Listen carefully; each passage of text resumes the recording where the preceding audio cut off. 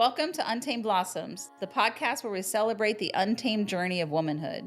Here, we tell the stories of incredible women who have embraced their authenticity, inspiring others to do the same.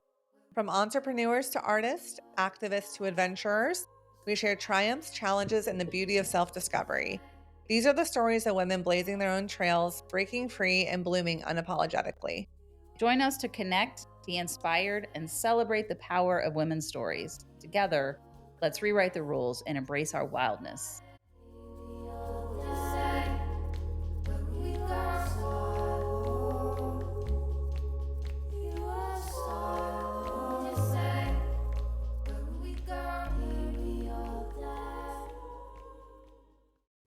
Welcome to Untamed Blossoms. I'm your host, Amanda Riley.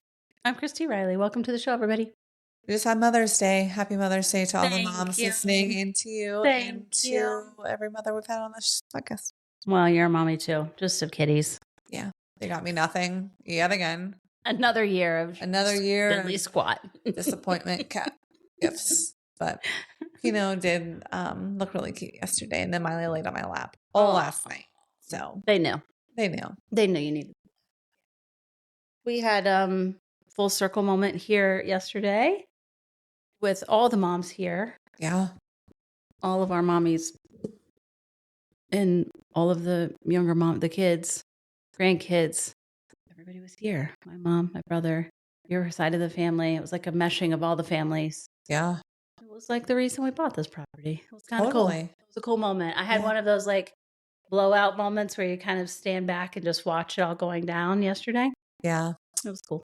Yeah. It was cool. It was nice that everyone could get together. It was nice that it was nice out. Yeah. And, Mother Nature, she's the real mother, if you will. For sure. Amen. And it was just beautiful that it was a beautiful day.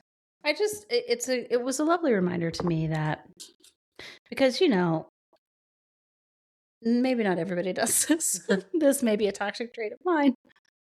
But going into a large event, knowing that there's all these people coming, right? For me, I'm like, why did we do this? This is a lot of work, right? Like, there's this moment of like, I should have just scheduled a brunch for the moms and called it a day with our moms. And if the kids want to visit, great.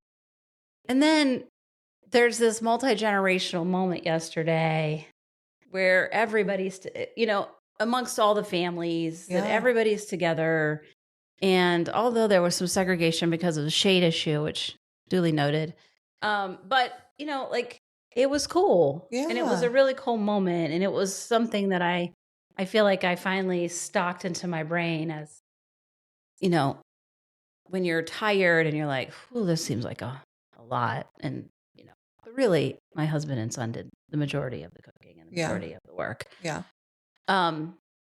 But I was like, why did we do this? Why didn't we just go to a restaurant like the rest? Yeah. Why are we doing all of this? But in that moment, I was like, oh, I remember. Yeah. This is the moment. Yeah, it was cool. It was a cool moment. I'm so glad. It was really beautiful. So I was glad we did it.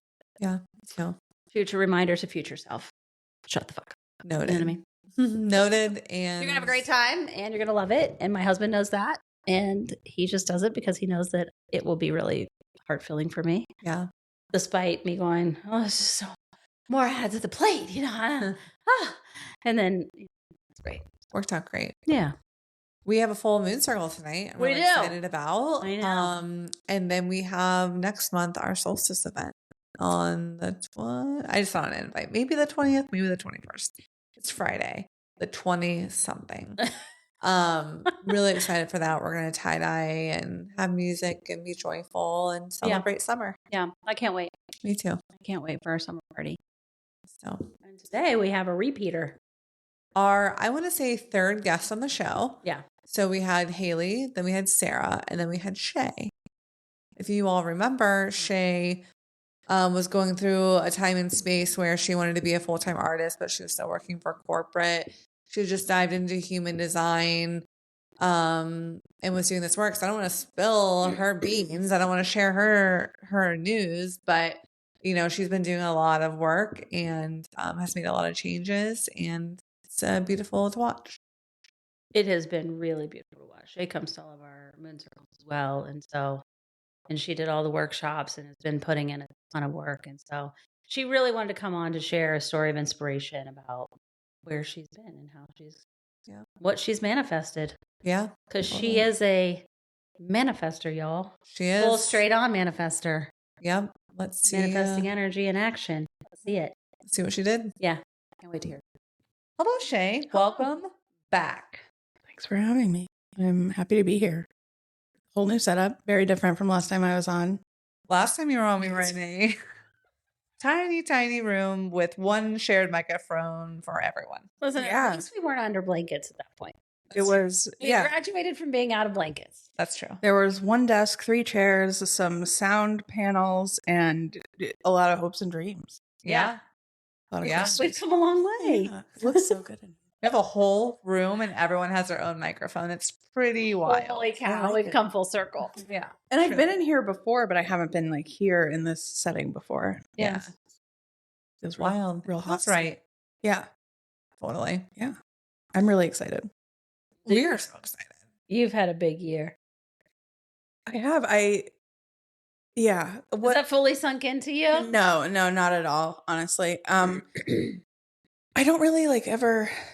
Okay, so my mood has totally changed, right? Like just the stuff you carry from day to day has just, it's different now. It's a lot less. And I do find that when stuff comes up now, I'm much more upset about it. So it's interesting to try to learn how to balance that stuff. But everything feels like perfect, Yeah. as much as, we can say that it is. Because really, when we talked to you last, that was like July. Yeah, would I say. think it was July 22nd. Wow. Specifically. Yeah. I had called off work because I was sick. And the answer is that I was sick of it, which is, I was like, I don't want to do this today or ever again. Respectfully, Yes. goodbye. See you. Bye. That does ring a bell. Yeah. So, I mean, that was then last summer. So we're almost a little shy of a year, right? Yeah. But then we're talking about you learning your human design, being a manifester, learning what that means for you, working with the energy type that you are, and then kind of talking about your hopes and dreams, what you want to accomplish. So what went down? What happened since July of 2024? I'm not really sure what happened in August or September, or October, frankly. At the end of October, I remember just telling anyone who would listen that I would love it if I didn't work at my job anymore. I brought it up at parties. I was just hoping for someone to tell me that it could happen, But working in, the startup culture that I worked in for 5+ years, layoffs are pretty regular. Everything's a cycle. So I thought if I just wait, maybe it'll be me, like a lottery. And then it was mid-October, late to late October, someone in the creative department had reached out and I had worked with them on a few things maybe a year or so before, some social posts for Tax Day or Earth Day or something. And that was cool. And she was really supportive and encouraging and already kind of in the position I wanted to be in. So she was great about giving feedback. And when you work with someone outside of a support part of a company, they're all just so relaxed. They're like, yeah, whenever you get to it. But if it's support, they're like, actually right now, Actually, we needed that yesterday. we are being sued. So it was nice to just see that other pace of things. And you mean she had the job that you would have wanted if you stayed with? Yeah, that she was like a company. senior brand designer or something. So she had reached out to me and she was saying, hey, are you interested in illustration for a family friend of mine? And immediately, yes. I'm, at this point where thank you for remembering that I'm an illustrator. I'm on board. What are we doing? And so it was her childhood best friend's father had written a story for his kids 30 some years ago, something like that. So they're about my age, and he has always wanted to turn it into a book. And so he had people dress up in costumes and take photographs, and then he edited those, and he wanted to do the most he could because he, I believe, has a photography background. So he wanted to make it as real as he could with his skills. And he sent all of that material over to me, which is just really cool to see.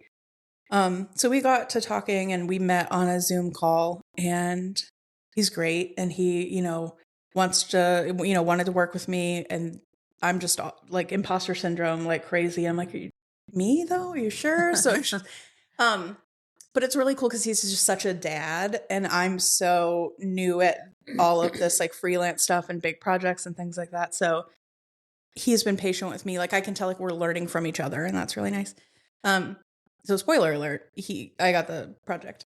So it's a 32-page children's book about a crabby little boy. It's called The Crabby Prince, and I'm really excited for everybody to see it in the real world. Right now it's just digital, but we're getting there. I'm in the final illustration part, which is really great. What's been like your biggest learning curve so far, right? Because you've been doing illustrations and for different avenues, but like I have to feel, and you have project management background within your job. Oh, I do, yeah. Yes. You forget when you're being sued. So like, those two things joining together of like your creative passion plus the project management, I would have to assume there were things that you're like, okay, got this. And then things that you were like, wow, never considered this. Yeah, I thought it was really interesting just from a communication perspective that I was always ready to jump on a Zoom call, and he just called me on the telephone once, and I was waiting in a Zoom waiting room, and he just called me on the phone, and I was like, I didn't actually say it was Zoom. I did agree to a call, and I didn't say what kind. So that was interesting. Just he's like, I could tell he was kind of like, why are we meeting with video call? But I'm just 5 years. If that's what we do, we just hop on a call, we fix the problem, and then we keep it moving. So that's just an age of a generational difference thing. Yeah. Yeah. But yeah, it was great, like meeting with him and just learning how how it goes. And I think the biggest learning curve was saying what my rate was and then not immediately going to like, or whatever you think I deserve,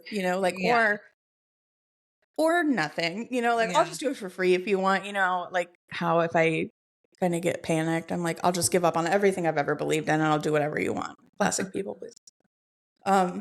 So that's been really interesting. So like standing in your value and saying like, this is what my talent is worth. Yeah. And that's it. And even if I'm okay taking a job for less money, what I have to think about is other creative people. Because if I'm doing a lot of work for no money, then that devalues, so you have to kind of, the way to look at it. Yeah, you have to respect the whole field, the creative field. There is a graphic artist's like guidebook that they release every year. Here's the industry standard for these projects, and what could change the cost up or down. Yeah. So I bought that, and I read through the parts that applied to me, and I thought, wow, this is a lot. But I'm really fortunate to be able to start with a client who is also new at this too. Yeah. So it feels like everybody's very patient with each other, which is great. I was ready for him to have a lot of negative feedback about my work when I first sent sketches over. Because and if you talk to any artist, I feel like out of every 10 pieces they make, they might like one of them. And that's like pretty common. So I thought, well, these are horrible. He's going to hate this. But I have to get it in front of him. And that's scary because, you're going to get some feedback. But what you don't know is that when I went through school was during COVID. I got my education remotely. So you don't get a lot of community, like creative community from that. So I'm not as comfortable with feedback. I need it and I want it, but it's not something that I'm like, this is how this feels and this is how I move through it.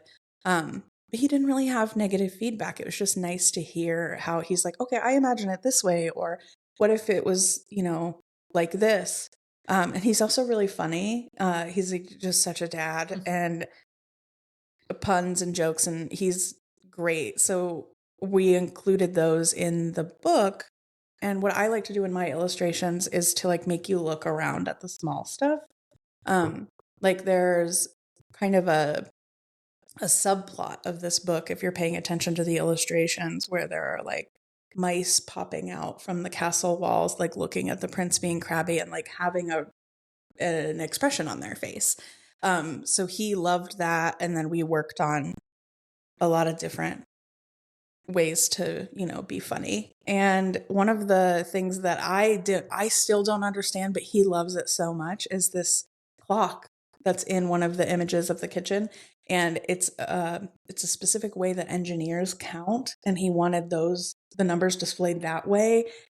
And I still don't get it, but I just said, can you just like take a picture of what the hands should look like? Because I can. You could just let me know what that is. Yeah, because I thought I understood it. And he goes, that's not it at all. And I'm like, oh, okay, great. So once we got that figured out, he was happy. But like there's a bookcase in one of the illustrations, and there's a lot of classic book titles, but he's made them all like puns. Like instead of War and Peace, it's called War and Peace. War and Peace. Yeah. And I'm like, oh, that's funny.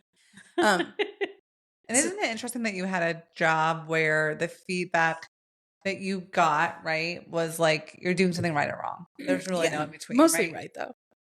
Almost always right. Yeah. But and with art, when you're just trying to sell it, people like it or they don't. Exactly. So it's very black and white in both those instances. Me nodding my head. You can't hear that? Okay, great. She's nodding her head if you're listening to this on Spotify. But then with this, like with illustration, really all you're doing is trying to match what he's imagining. And that is fun. Like that feels fun. Like so fun. Yeah, making someone's dreams come true. Yeah. You're like realizing their dream. So that's been really great. So 2 weeks after he says, I'd like to hire you, it's early November. I wake up and I'm like, I have to go to work one more time. I'm not going to do it. So I get up, and I hadn't been going to the gym like I had before. So I get up and I say, okay, nothing changes if nothing changes. And I go to the gym and I'm like, okay, guys, nothing changes if nothing changes.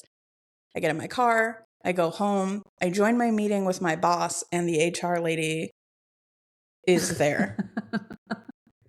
Never a good sign. And so my meeting had already been moved to near the end of the week, earlier in the day.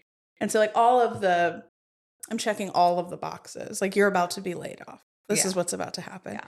And I joined the meeting, and the HR lady is there, and she's looking at me. She's like, good morning. And I go, oh, I thought I had at least another month before this was going to happen, because I got so used to them always happening in the first week of December around one of our friends' birthdays, which has made it kind of hard for her to celebrate. Yeah, really. So I was kind of thinking that was my kind of countdown.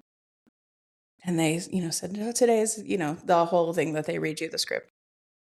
It's what do they call it? Reduction in force. So it's, budgetary. I was so excited. I was smiling immediately. They were kind of, I think, caught off guard, because I guess when you let people go, it kind of goes bad sometimes. Did you have those poppers, where you like the celebratory, like I didn't know this was going to happen, but I had this just in case. I remember yelling out, this is serendipitous. And they were both kind of like, okay. She's weird. We should go now. What was great is that, like, if I had quit, I wouldn't have gotten any severance. Yeah. I would have had some 2-week period of time, like I was saying to you previously, where it would have been like just this romanticizing, play me out, play, Graduation by Vitamin C. And like, I don't need any of that. So they were like, this is over. And I thought, okay, this is over. And I shut my computer down, and I got it ready to send back, because I knew they were going to send me a box. And that was that. I didn't have to. It was just like, I carried all of this, and they said, you can put it down. Yeah. And then I did. And I'm like, oh, I didn't know what to do. I panic cleaned my whole house. I cleaned like all the cat litter boxes, everything. I just did the most. And then I slept for like 12 hours. And then I kind of woke up the next day, like, obviously I'm still burnt out. So I'm like excited that this has happened. And I'm just sort of thinking, like, how can I like car wash my soul? Like, how can I get this off of me? You know? And it was just a bunch of time. I would just like sit at home and watch TV and sleep and keep my own schedule. And I was up at night, sleeping during the day. It was all of the freedom that I had wanted. what happened to your art during that time? Like, not the book, right? That you're illustrating, and that's a job. But like, when we first talked to you, it was like you wanted this freedom almost to be able just to lean into your craft and really spend time. So what do you feel like after I call it the newborn phase? Yeah. Of after any serious situation where you just need to be a little newborn. Yeah. And sleep, eat, do nothing. Yes. Right? Yes, exactly. Once you get through that, what did that look like? What did you start doing? Well, for a while I was giving myself a hard time, that whole thing where you're like, okay, I'm going to relax today, but if I could relax in a productive way, that would be ideal. So I had to just sort of understand that I wasn't going to be productive, and that was okay. But as someone whose worth is tied to their productivity, yikes, like that's really hard. Me asking my husband every day, is this okay? Is this okay? Are you all right? Are you mad at me? Like, and then after that, I said, I'm not going to ever ask any men if they're mad. I like that. Ever again. And I don't really think that I had. It was like 3 days into the sketchbook boot camp I was doing with a creative community that I really like. And I was like, oh, I have all day to do this now. And the point of stuff like maybe you don't, but the point of like sketchbook boot camp is like sketch every day. Just try to show up for yourself a little bit. And it's just consistency. Yeah. So I thought, oh my gosh, and she was like recommending some time limits just because it's nice to see what you can create with a time limit so you don't fuss over everything. Right. And so something actually does get finished. Right. Because like it's your sketchbook, it's your business. You don't have to share it with anybody. Right. So I started spending a lot of time on those illustrations, and it was sketchbooks. So it was like tactile art. I'm, color pencils, paintbrushes, and it was amazing. I thought, oh my gosh, like awesome, because I'm doing the digital work, and so I need something to offset it.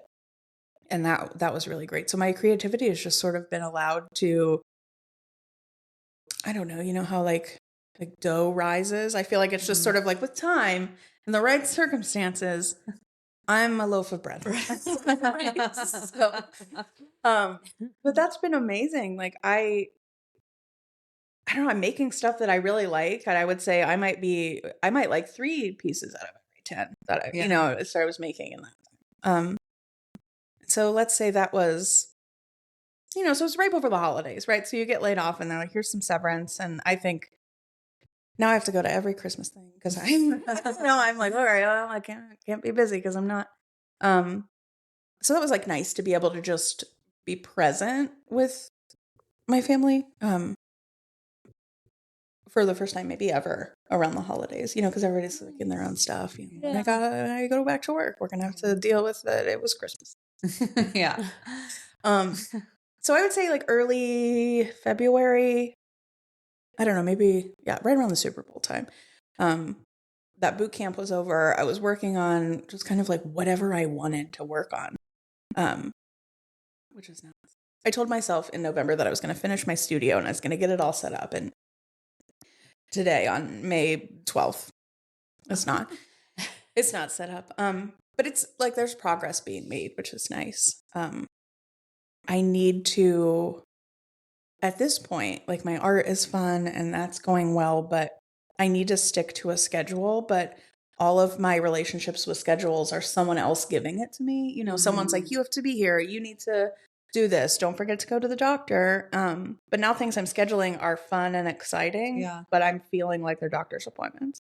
Do you think it has anything to do with your being a manifester? Like, have you thought like how that ties into what your days look like now? And yeah. So with being a manifester, it's sort of like, you just have kind of like a ebbs and flows of energy, right? So I have an energy spike where I am going to take all the carpet out of one of the bedrooms. Happened. So you order the electric scissors and you say, there's nothing I can't do with time. Great, and then there are times where I don't, it's the opposite of that. I have no energy. So respecting that without being mean to myself is very helpful. But keeping my own schedule, sleeping when I want, being awake when I want, regardless of, is it daylight outside? Is it weird for my husband who's sleeping in the other room that I'm playing Taylor Swift at 4 a.m.? So it's keeping my own schedule, right? And that's awesome. I'm like honoring my, like I can go to the gym in the middle of the night if I wanted to. I haven't wanted to, but it should, if I did, I could.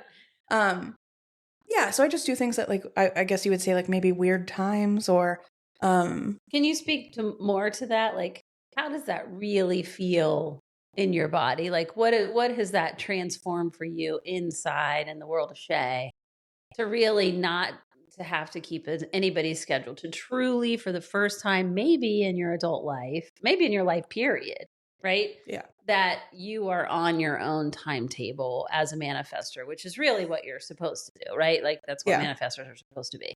So this is literally the very first time. What does that opened up for you? What have you experienced in yourself? I'm a lot softer of a person than I thought I was, maybe, or that I wanted to admit that I was, because I don't know, imagine you're out in the world and you have to be kind of callous to so many things, and because you're going to bump up against edges and boundaries and other people's schedules and expectations. And so you just think like, oh, I don't want to do that. And now I'm like, well, I'm moving through the world how I want to without feeling bad. Like I used to call it a snow day when I didn't want to go to work or I didn't want to go to school. I would just say, I'm taking a snow day. And that meant I wasn't going to be mean to myself and that no one could call me on the phone and that I was going to probably play World of Warcraft all day. And that was my 20s. Well, that's scene. But I now I'm doing like what I want to do. I don't feel like I don't fit in because I'm not in someone else's maze or box or container of some kind. Yeah.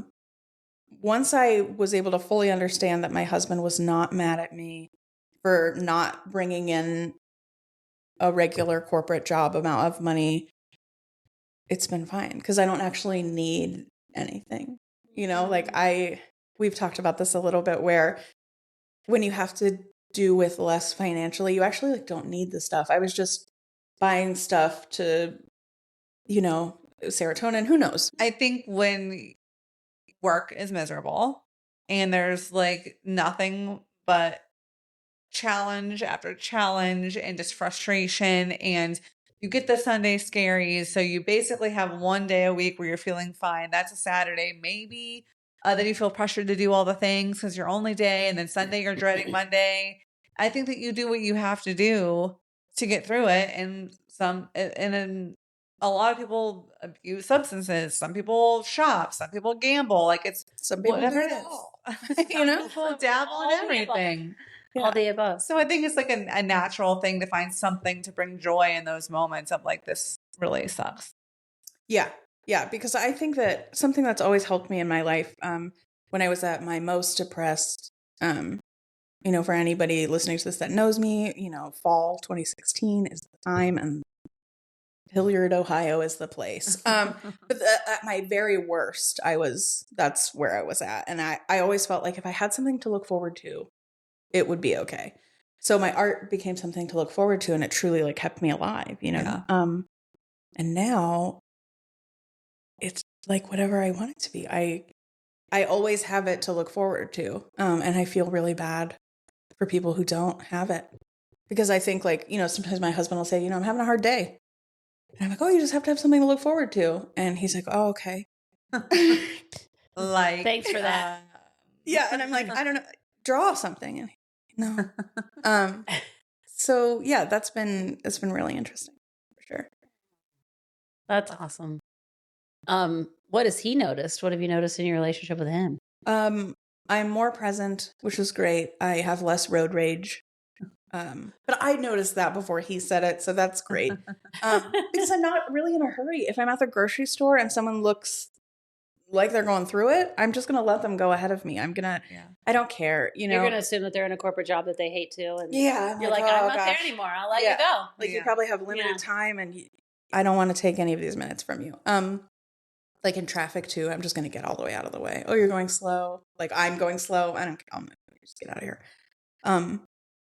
I just, I'm early for everything, which is weird.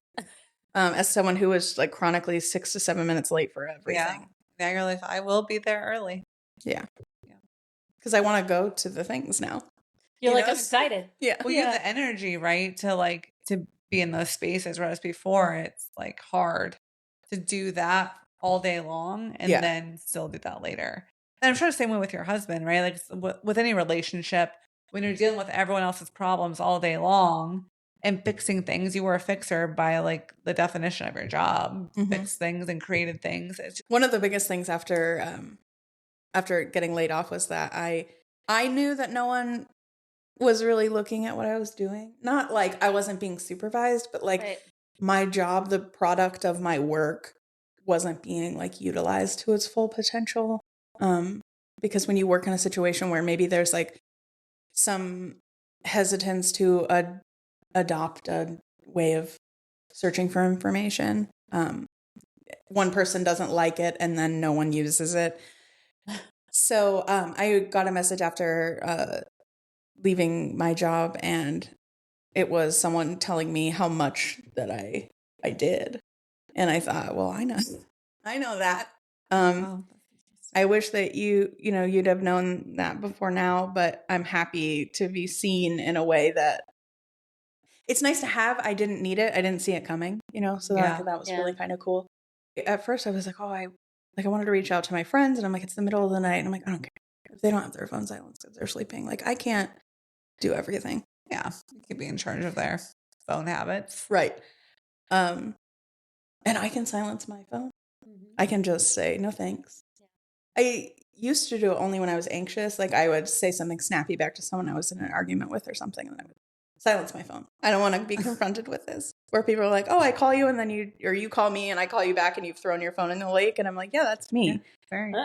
And now I just don't want to be reminded of like the sales at Michael's or that I have to pay for going to the hospital. I don't want to deal with any of that, which I did have to do in February. I had like an issue with a medication, and I was really ill and I had to go to the emergency room, and that bill has a comma in it, and I'm thinking, it's got the time. I'm not paying that. I did have a question though. I love questions. So since you've had some extra time, if you will, I feel like you've done a lot more deep diving into your chart and your astrology chart, and you knew a lot of things before, but I feel like you've really gotten into things, and you have subscribed to different, creators, or, read different things, and a lot about knowing where you should be geographically when it comes to your chart. So can you talk to us a little bit about that and what you found in your travels? So I've always liked being near the water. When I was younger, I remember going to the beach was like really exciting. We didn't get to do it every year. I would usually go with like friends, families, or things like that. But whenever I'm around the water, moving water. I mean, I love rain and thunderstorms, and I know that like I might be alone in this room with that. Not really sure, but I also love them. Okay, great. Yeah. Thank you. She stands alone. Yeah.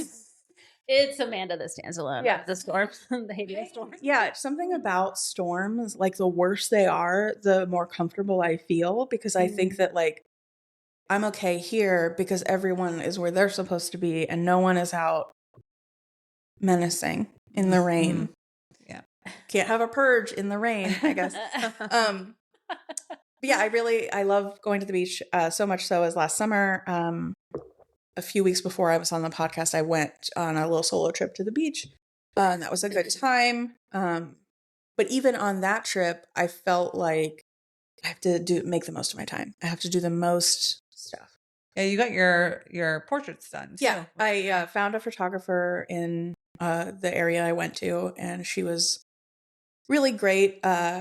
We talked about doing a sunset shoot at the beach, and she said that since I'm an artist, she's like, it would be fun if you're painting. So she brought a little canvas and paints, and yeah, it was great. So I also then went to the beach this year. Since being laid off, I went to a part of the beach that's not really spring breaky. It's more like a retiree kind of community. It's just North Myrtle Beach, so it's close to Myrtle Beach, but and I went in March because it's the off season, so it's super cheap. And I stayed in one of those places that's like got a kitchenette and all that. So, but I was smarter about it this time. When I had gone to Florida the summer before, I stayed in like a nice hotel that wasn't right on the ocean. And the whole time I thought, man, I'd love to be sitting on the ocean. Yeah, Myrtle Beach in March was great. I went knowing that I just wanted to be there. So Yeah. I asked for a high floor room because I didn't want my experience to be tarnished by being on the second floor of a pool deck where I'm just like, oh, hey, it's me again. So yeah, I got like on the top floors, like the 10th floor or something. So I'm just all the way up there. No one's gonna bother me. It's the middle of the week in March, so no one is there. Yeah. I checked in on St. Patrick's Day, and pulling up mid St. Patrick's Day, it was still pretty chill. And I thought, this is right. This is the right spot. And like the people that were there were older, and they keep my hours, so that was nice. Yeah. So the first morning I set my alarm so that I could get up and go watch the sunrise, and I have this really cool picture. It's a panoramic shot, so you can see the sun coming up on the horizon, like just the glow of it. And then on the other side, you still see the moon. And it was so beautiful. It was freezing cold. I remember going out there in my jams, and then I was hit with all this wind because I'm so high up in the air that I was like, oh my gosh. So I went in and I put on like everything warm that I had brought with me.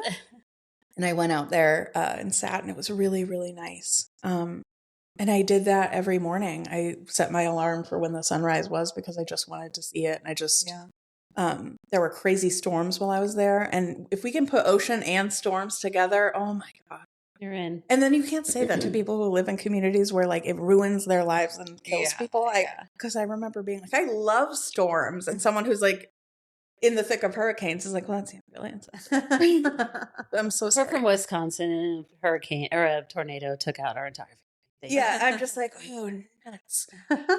Sorry. Yeah, it was really cool because no one's out on the beach. It's like everything is like foggy and gray, and you're like my worst nightmare. Yeah, this actually sounds like I would go home. But yeah, everyone has their own beach day. Yeah, yeah, it was great. I loved it. And I went down to like make a bunch of art. I was going to make so much art at the beach.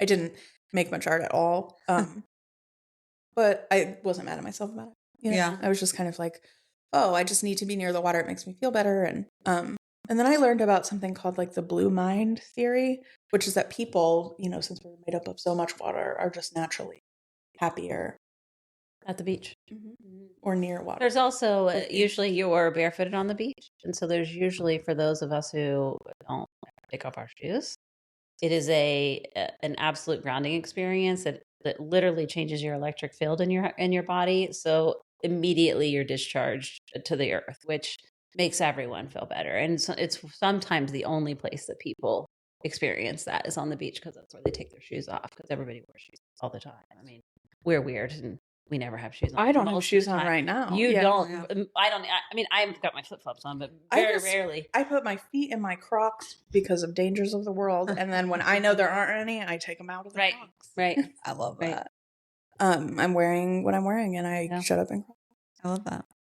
Yeah. So it was great. Yes. I walked on the beach. It was really nice. I didn't want to go too far. I was a little nervous about like walk, but that's what I get for watching a bunch of yeah, certainly. No, absolutely. So I'm like, okay, yeah, watching this, going to sleep, maybe I'll get killed.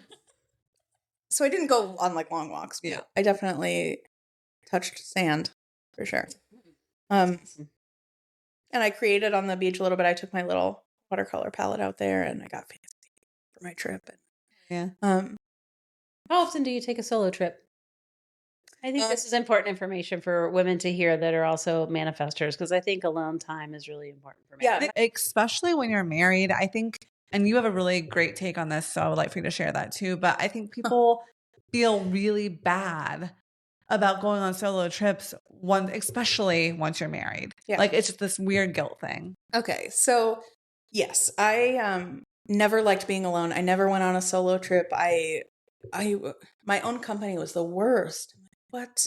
And I stopped being creative for a really long time after I got out of high school, and I said, I don't want to be an artist because I'll have to be inside all the time. I'm such an inside girl. Like, that's so stupid. But I'm seeing people that followed the path that I wanted to, and now they're in the animation industry and there's no work. And I'm like, okay, maybe that's fine.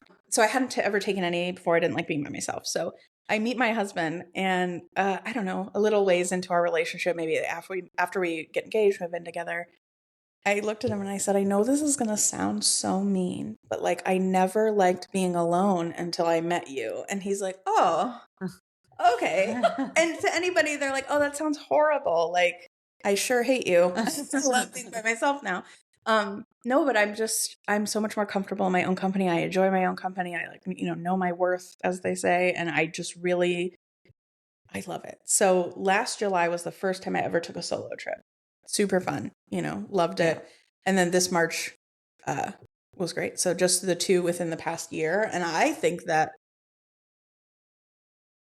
finance is willing. I think that semi-annually is a great, yeah. And if you're someone who can work from anywhere, that's great too. But you also, like traveling while you're still attached to your laptop is kind of tough. But my husband doesn't work remotely. So Yeah. here we are. And he's not a beach boy either. No, he doesn't. Yeah, he doesn't even really like traveling. He doesn't like going to concerts or anything like that. So it's nice because I can get a better seat, an earlier flight. Like I can just say, oh, okay, great. Right. Last summer I flew Southwest, which was awesome. This year I thought seems dicey. I'm not really, you're just not really sure. Planes were going down left and right there for a hot minute. Yeah, and I thought, it's more expensive to fly. I have a ton of time. So I'll just drive. Yeah. And that was great. Like while I was in it, I thought, ugh. Driving to South Carolina from Ohio is that obviously like you get on, you get into West Virginia and you have to drive through the thickest part of it. And you're like, oh my God, I'm never leaving here. And then you get into Virginia and it's like the really thin part of Virginia. And then you just have the Carolinas to contend with. And you're like, okay, I'm so Most close. of the way there. Yeah. Myrtle Beach isn't a long drive in comparison to Florida. Florida's 2 days, Yeah. And I know when I'm on, like when I was on my way back, the Tamarack in West Virginia, what is it? It's like, they have food. I don't know what to call it. It's like a food court. Yeah, but but with gas and local shops. And and parking and right. So many knickknacks. A lot of knickknacks and parking for semis. Yeah, and I bought a thumb piano there once. But I know on my way back that means like I'm getting close. But then I felt like I was on the road for a while on my way down, and then I saw it, and I'm like, I'm only at the Tamarack.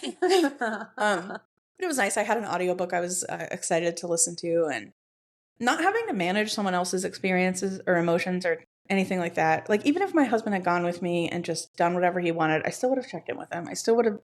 You still have to eat, So I didn't want to do any of that. I just wanted to keep my own schedule and like eat strawberries at 2 a.m. if I wanted to. Like, who cares? Yeah. And like we just have different levels of comfort. And he's definitely prefers to be at home. Like he doesn't even really like going to sporting events because he says I can just watch it from the house, which is like the entertainment equivalent of we have food at the house. I'm like, but it's also right out there. He did go to a concert with me once. It was cool. It was nice. He did his best. Well, he really only went because, so this was 2022. We went to see Halsey because we originally we wanted to see Halsey in 2020, but that tour got pushed to 2021 and then Halsey got pregnant, so it got canceled. So Billy was going to propose at the Halsey concert in 2020, but since it got moved, instead he just proposed to me the day after we moved in together on Mother's Day. Okay. Yeah. Oh. Well, it's the ring that counts. So yeah, as I say, I need to try a solo trip. I've never taken one. Yeah. At all. Yeah. Never taken a solo trip. If you're going to schedule a trip, you're probably going to say, okay, like and this happens like all the time with people with kids and grandkids. They're like, oh, what would they like to do that I can help create for them? But like, what would you do if you were just, where would you go? That's what I think about all the time is that I think I do touch base with everyone so much that it would be a lovely practice for me, I think, to go and just, even if it's like for a day trip but I need to be intentional about it because I'm one of those people that won't go to a fancy restaurant and order myself something really nice unless somebody else is going with me. Oh, And yeah. I won't go get ice cream unless somebody else really wants to go get it if I want it. You know what I mean? I'm one of those people like, oh, never mind. It wasn't meant to be. Instead of just being like, no, I really want that. It doesn't matter if nobody else wants it. I want it. And so I think it's really interesting to me to listen to you talk about it because I'm like, what would I do with myself for a whole weekend? Where would I take myself? What would I do? What would I prepare myself to eat? And I think I would want to go into it being really intentional to really lean in to not, I would, to my own accord at night.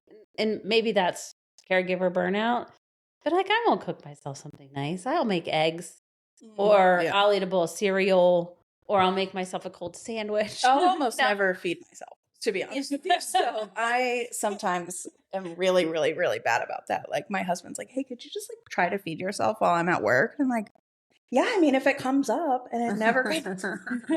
So then by the time he gets home, I'm like, hey, turns out I've had an Oreo and a piece of cheese and it's 6 p.m. and I'm crying. I'm starving. And he's just like, how hard is it to drink water and eat a sandwich? I'm like, Don't get me started.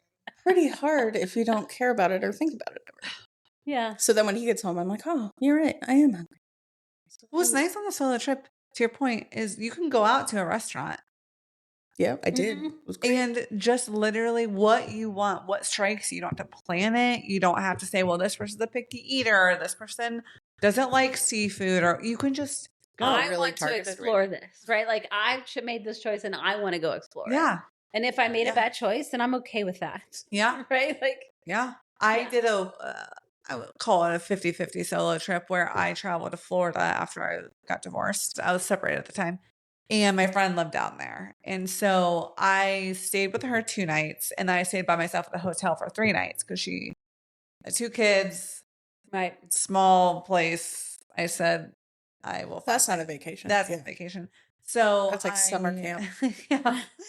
So I got myself a hotel on the beach 3 nights and stayed with her 2 nights. And it was the weirdest thing I've ever done and the coolest thing because it was that same thing of just like every day you wake up and you're like, well, I can do whatever I want.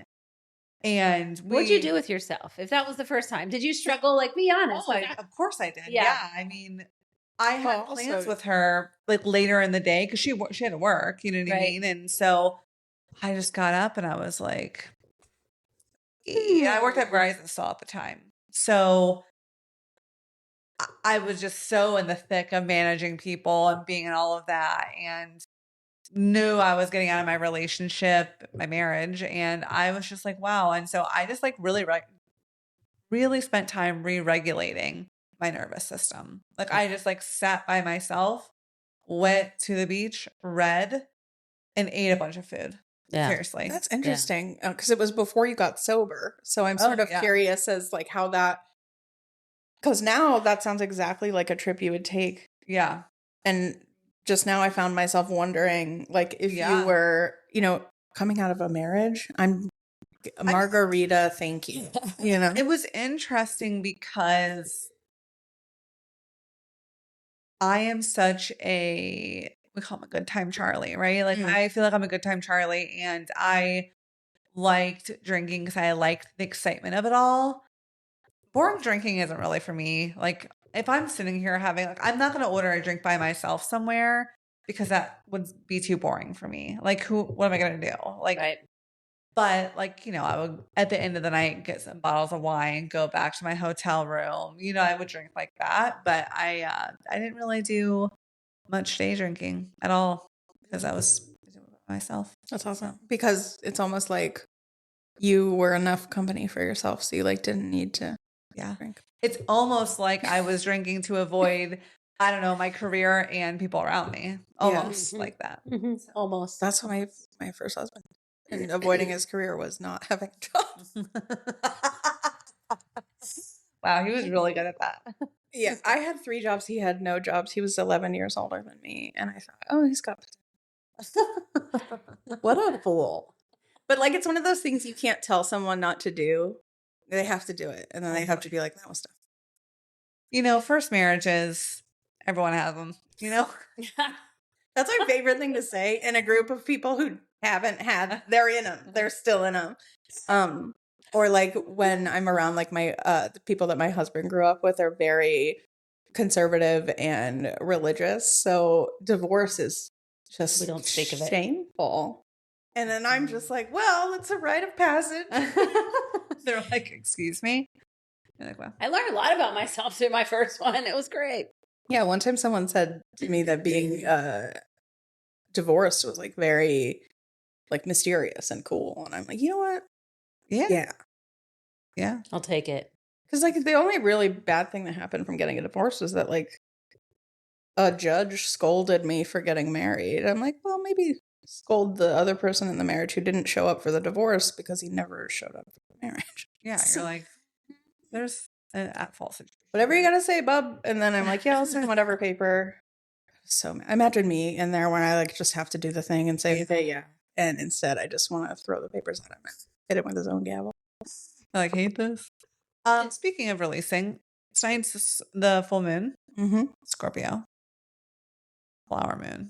Oh yeah, I'm gonna. So usually I go to the full moon circle. Yeah. But not tonight. I'm just gonna be by myself.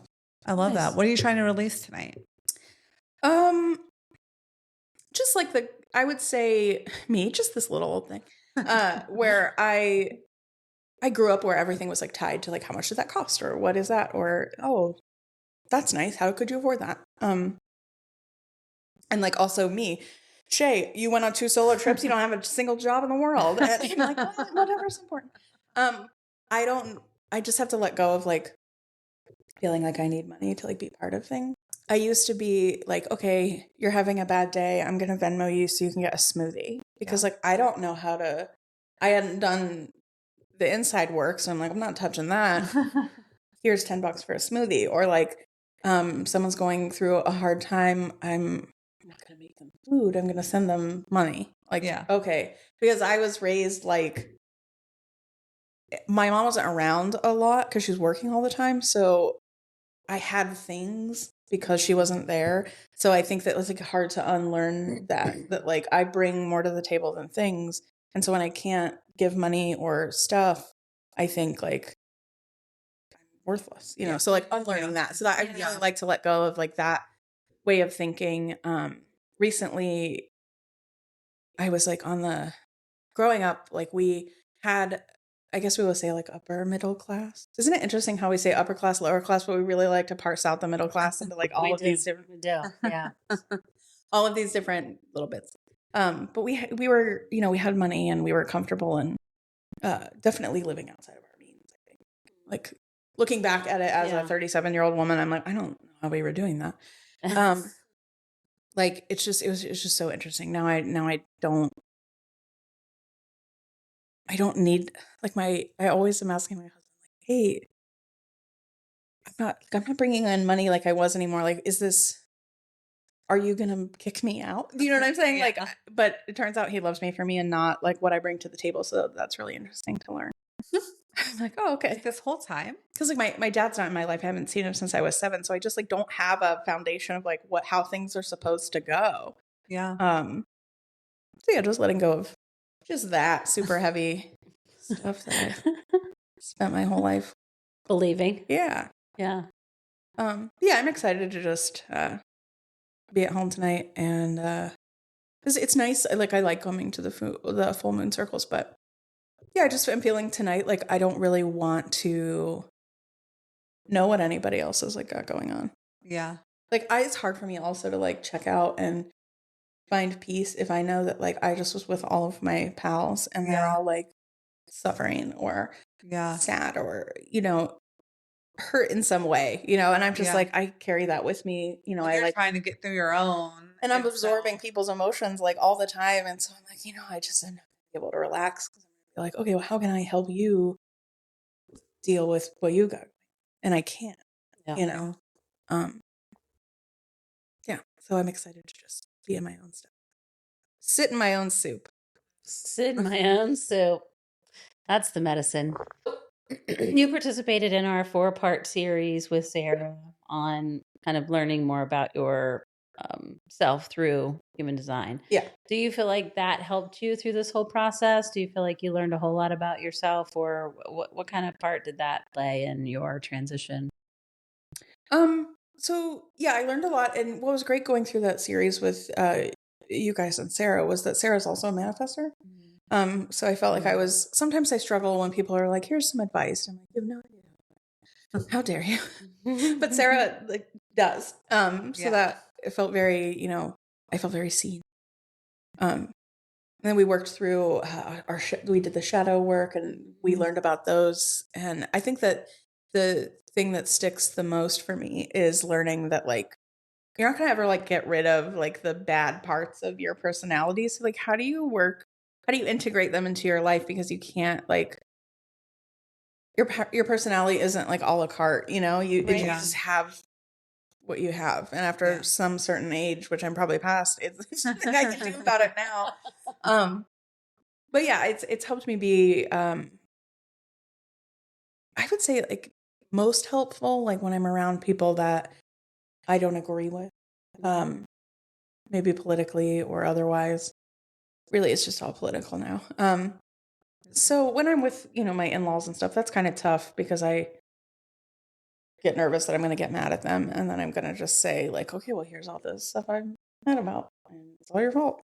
But surprisingly enough, it's been crickets from them lately. And I wonder why. Which has been kind of refreshing because like we spend more time with them now because they don't say anything. Love that for you. Me too. Good. Well, since we talked last, is there any new like art person or spiritual person or anyone that's like popped into your life, whether you know them through real life or not, that you feel like has been a good resource for you to help you continue grow, or even just like a new practice that you've started? Yes, but like the first thing that comes to mind is that I have a 153-day streak on Duolingo. So I'm like, started with Spanish and I took it in high school. So I'm like, I just really, all of the things that I'm learning about myself are like, you love to learn, you love the water, you love languages. And I'm like, you know what I do? I do love them. I do love all that all the things. So I started Spanish back up. And then when I felt like it was getting harder, I was like, well, let's just dabble in French. Cause like, I love a good vocabulary. Like, let's play a guessing game. Yeah. And then recently we were at dinner with the fam and my husband's like, oh, the team that I work for at work, like their headquarters or whatever is in Milan. And I thought that's cool. So I think I should probably like learn Italian because I might, maybe I have to go there or I'm like, language. Immediately, like my eyes turn into actual hearts. He finished his first Italian Duolingo lesson, and I thought, I'm more in love with you now. Because I always wanted him to like learn something with me. I just don't care. How could you not? Yeah. But art-wise, since when? Last time we talked. Oh. Okay, art people. Yeah. So I've been learning a lot from this. She's definitely an artist, but she's also primarily an educator. Her name's Lisa Bardot, Bardot. And she makes a lot of digital brush sets for the software that's like pretty commonly used. It's called Procreate. That's what I do a lot of my art in. And she makes a lot of brushes for those and she does like classes and I joined her online community and it's great. I was previously in a different like online creative. You're not limited. You can be a multiples. It's like up to you. You can be membership based. Yeah, exactly. Like you can do whatever you want to do. But I liked the people, but I like the value wasn't the same for me. And like Lisa just seems like more aligned with like the type of art I want to make. That so, that's been pretty great. And I'm also taking an illustration course called Getting Paid to Draw. So it's just like the business part of it that you don't really learn. So I'm learning all of that, and I'm excited to move into spaces where what I'm learning is a lot of male artists just pretended they were more successful than they were to get clients that then made them actually successful. Classic. So I think that's what I'm going to start doing. It's just, yeah. Oh, I love that strategy. When I was working a little bit on the social, I did an Earth Day illustration, and at the time, I'm not sure now, but they was partnered with a huge company, and they had reshared my art on their LinkedIn. And Leverage that shit, girl. Leverage that shit. I remember saving the link, and I included it in my self review that year, and I'm like, well, you keep saying that you really don't have a real job, but that's really not true. You're continuing to illustrate the first book. It's almost done. He's committed, I believe. Yes, in conversations, we've talked about how he would like to do another book because this is primarily based around his son. And he mentioned that he would like to do one about his daughter. Yeah. And he actually has that title of the book hiding amongst the books. So just that he's awesome. Doing Easter eggs without me even saying it is just like, wow, I feel like we're the same. Yeah. Randy. Yeah. And so what are we striving towards? Like, what's your goal? Like, what is your end goal? Just to be and continue? Or are you really like trying to manifest a full-time creative gig? Or are you like freelancing and stay in the freelance world and just looking for freelance stuff, going to one spot to the next? Yeah, I think I'll stay. I think that's like it's not my stretch goal, but it's my immediate goal. Yes, there you go. Yeah, short-term goals. So, yes, just getting myself out there and like having a collection of work that looks like me and is me and sending that to people. Yeah. So I can have great things and pieces, and I do, but if no one can see them, who's going to pay to use them? Do you send those to publishing companies and people who are looking for illustrators? And so now that's like what I'm in. That's like what I started learning today is how to build a list of art directors at certain places. Like I was fortunate enough last week to hear the art or creative director from the New York Times speak about 4 illustrations that they had commissioned for editorials, to go along with articles. And it was great. Like editorial is very interesting. It's not a heavy hitter as far as like payment goes, but if I did 2 editorials a month, I would be fine. Yeah. Yeah. Where I'm at now. Like ideally, I have big creative projects I'm working on. I think we might have touched on it last time where I'm working on a graphic novel about a rainbow hedgehog and who loses all her colors. Yes. And realizing it needed to be a graphic novel means it's much larger of a project than I anticipated. So the thing is you have to have small things that you're working on to kind of float you to get your big stuff done. Yeah. So I thought, okay, well, I have all these characters, all of these animals in this universe, right, that I'm writing. Mm-hmm. And I think it'd be really fun to make like a more simple children's book about all of the animals bringing something to a picnic. Yeah. And then everybody's like together. And then that sort of is like, if you want to introduce, like, the universe is for everybody, right? Like the graphic novel, I feel like is probably going to be middle school-ish, I think. Yeah. Just based on like the content and like the abstract thought. Yeah. And I'm not really sure, kind of totally checked out of what kids are doing at what age. And so I think it'll be more middle school and adult, but the characters are cute. Yeah. So I think why not just, and that's something that like wouldn't take as long to do. And I'm just learning all the different ways you can make art as a, for a living. So some places like greeting card companies might have like, okay, we're accepting submissions for Christmas season in the spring, just because I'm learning that like a lot of artists are working on Christmas stuff in the summertime, which is interesting. Yeah, because they have to have it for print. So if you see anything like out in December, 6 months behind all of them. Yeah. Which sense. I had a little bit of experience when I worked in the warehouse at Build-A-Bear, understanding that like you're sending out Valentine's stuff like early December, and you don't know why. And you're also working on a coloring book, right? Yeah. So this year is Mermay, or this month is May. So Mermay is a drawing challenge around mermaids every day in May. Yeah. And it's run by Tom Bancroft, who is he was an animator for Disney. He created Mushu, the character from Mulan, and Pumbaa from The Lion King. Yeah. But enough about men. There's a whole group of illustrators that lead it, and it's really fun.